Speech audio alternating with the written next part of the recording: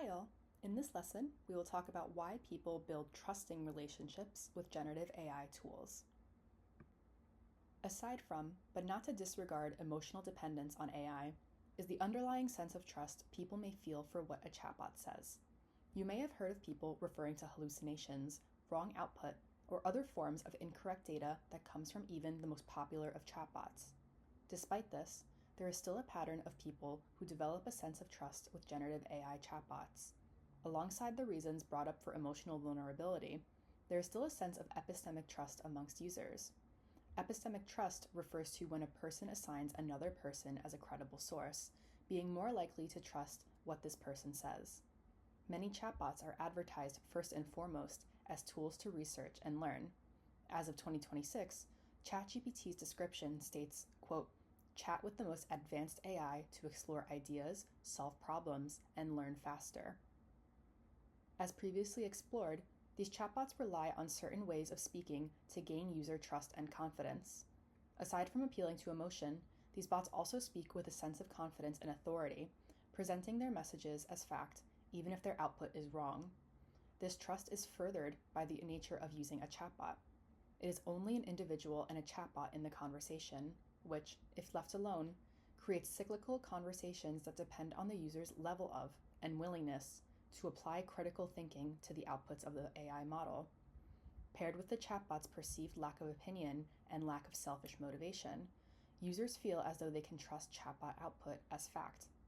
In fact, it's been shown in infants that just the ability to converse alone can motivate infants to assign agency to someone or something else. This brings us back to the concept of parasocial relationships as well. We are wired from a young age to seek humanity and trust from those around us in order to assign reliable figures in our lives to follow. When a person assigns too much trust to these individuals, and when the relationship only maintains this connection in one way, a parasocial relationship forms. While this is widely used to explain overeager fans of celebrities or entertainment figures, this definition is being challenged to also include the likes of AI chatbots. Since we can perceive them as somewhat human, we can form a trusting, emotionally reliant relationship with them. For children and adolescents, they are uniquely wired to be vulnerable to these types of relationships due to developing critical skills and lack of confidence in their memories. Research has shown that parasocial relationships with children are made up of three parts: personification, social realism, and attachment. Personification refers to anthropomorphism, which we have covered. Social realism refers to the child's belief that the other party exists in the real world. And finally, attachment refers to the attachments the child has developed with people in their life and the type of attachment style they have. All three of these points, while originally used in research to develop parasocial relationships with cartoon characters, can apply to generative AI now. This is especially true if the chatbot a child interacts with has an avatar or visual representation of it, which can be found in very popular apps like Replika.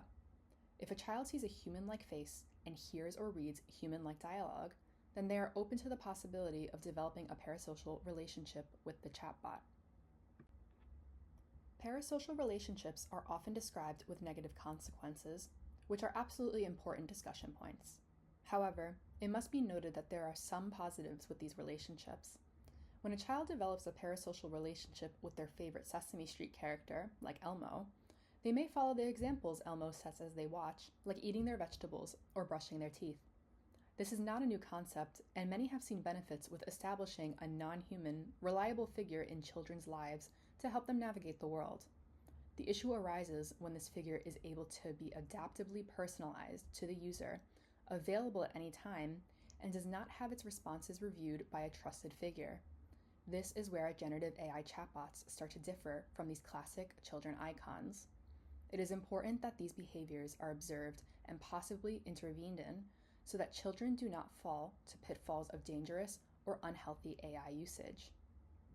Now that we have established why people can develop emotional, trusting relationships with AI, in the next module, we will go over the observed pitfalls children and adolescents can face due to these relationships.